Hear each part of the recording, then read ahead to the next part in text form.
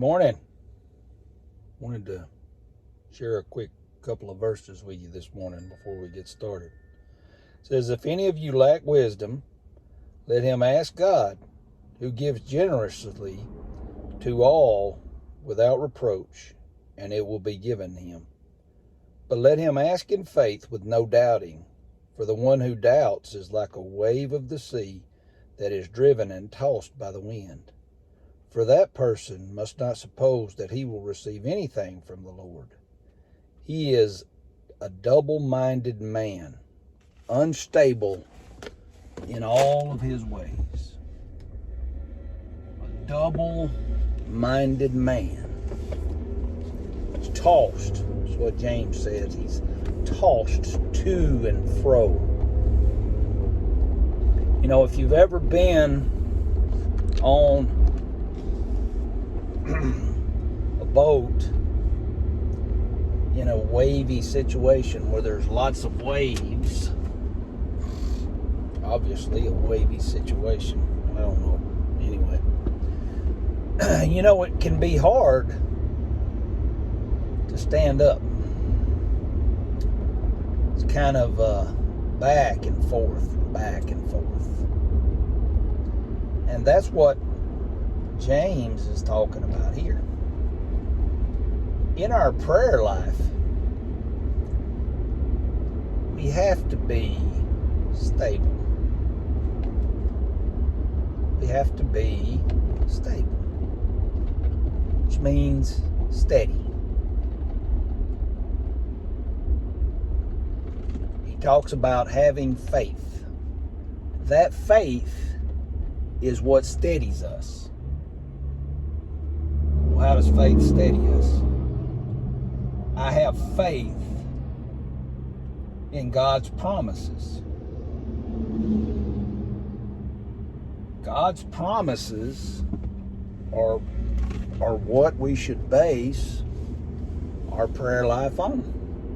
And if we're basing it on God's promises, then we'll be stable. We won't be tossed to and fro,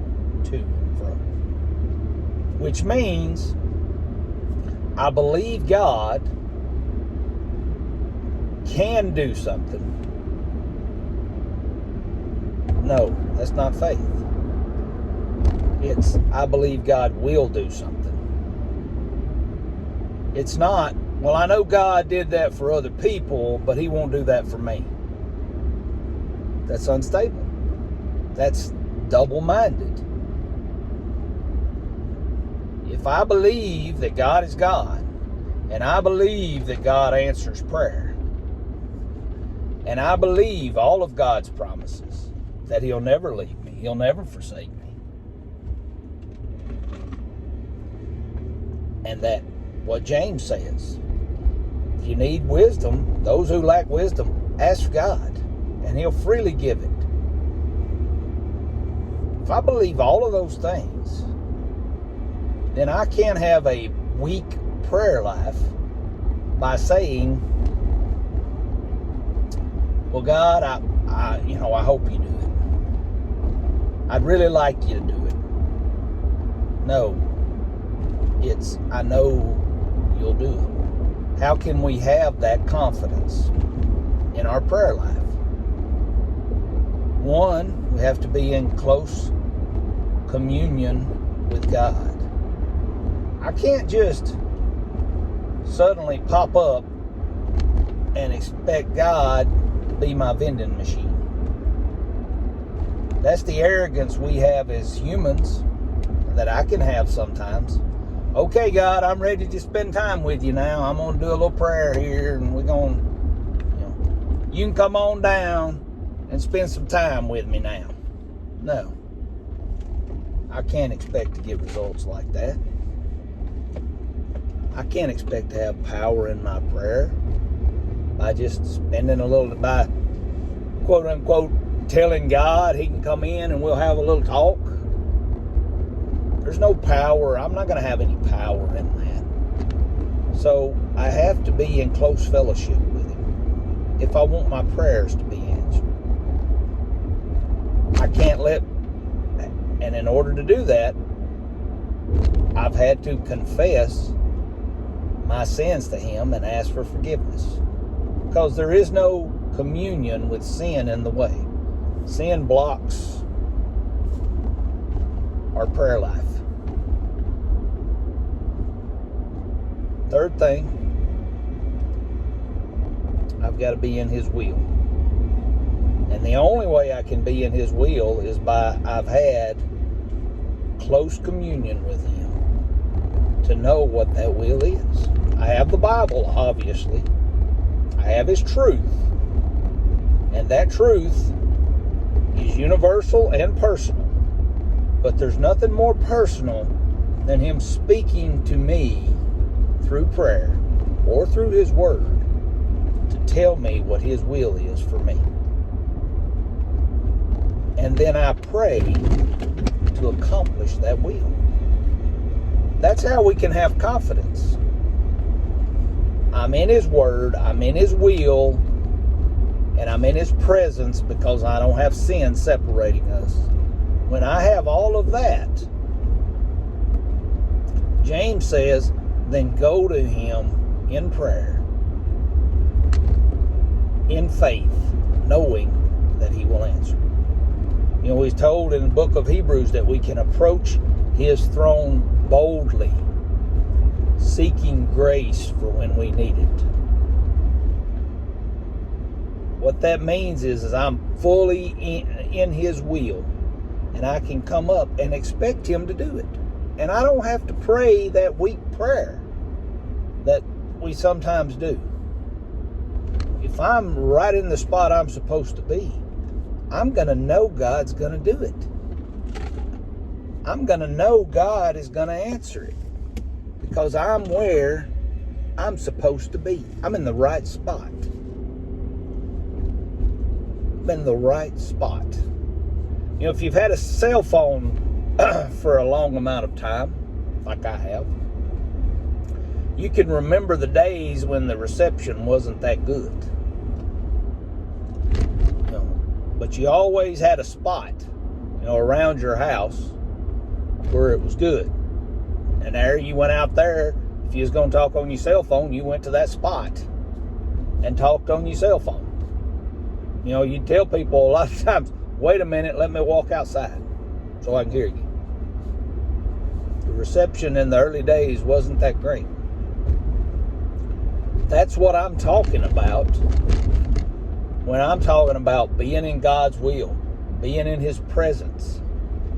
In other words, I'm right in that spot where I know I'm getting good reception. There's no question about it. He's hearing me, and he's hearing me clearly. And when I know that God is hearing me, and he's hearing me clearly, then I can know that he's going to answer that prayer. But if I'm somewhere else, if I'm kind of there but kind of not, then I can't know that. And that's what James is talking about. The double-minded person is unstable. He's unstable. It's a double-minded person. Well, I believe in God, but I just don't want to adhere to his standards. Which means I don't believe in God. I've got one foot in the church, and I've got one foot in the world. And it says, what does he say? He's unstable. Which means he's not very happy. If you've got both feet in the world, you're happy. If you got both feet in the church, you're happy. But if you got one in church and one in the world, oh, how miserable you are.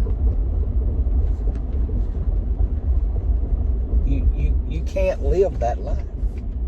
You're unstable. You have no, what does that mean? You have no footing. No footing. You have no footing. And you can't get a footing because you don't know where you really stand. You don't know which side you're on. You want to be on God's side, but you really want to enjoy what's in the world.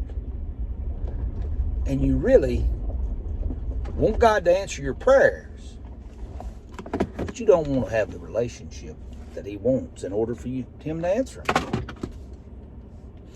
You want the best of both worlds. But what God says in his word is you can have the best of both worlds. What does he say about money? I can use the same thing about money as I can about the world. He says you can't love money and love God. You'll love one and you'll hate the other. You'll want one and you'll act like you want the other, but you really don't. And that leads to us being unstable. We have no power in our life. We can't get a footing. We can't figure out what's wrong. We think God doesn't love us. He's not hearing us. And you're right. He's not hearing you. He's not. There's a reason that when Jesus died, it said that the veil in the temple was rent from the top to the bottom. It was something that only he could do. No longer did we need a priest to go to him in prayer for us. That veil was rent. We could go into the Holy of Holies and we could sit before the Creator of the universe and we can pray and we can know that he hears us, but only if we're in the right position. Only if we're in that spot where we're getting good reception. And it's impossible to do that without Jesus Christ as your Lord and Savior. That's the first step. That's not the only step, but that's the first step. If you don't have that, you don't even have a cell phone. You can stand around in the yard where there's good reception all you want to. You don't even have a cell phone. First step is to get that cell phone. And then get yourself in a good position where you know God hears you. And you can't do that if you don't have stable footing. You're just going to wander around. One, you're not even going to know where the spot is. You're just going to have to keep wondering until maybe you look up and find it. But with God, and if I'm on stable footing, and if I'm with him, I'm in his will, I'm in his word, I'm in communion with him regularly, then I can go to that spot every single time and get a good reception every single time. That's my prayer for you today. That you have that relationship, that you can get in that good spot with him each and every day. God bless you. Have a great day.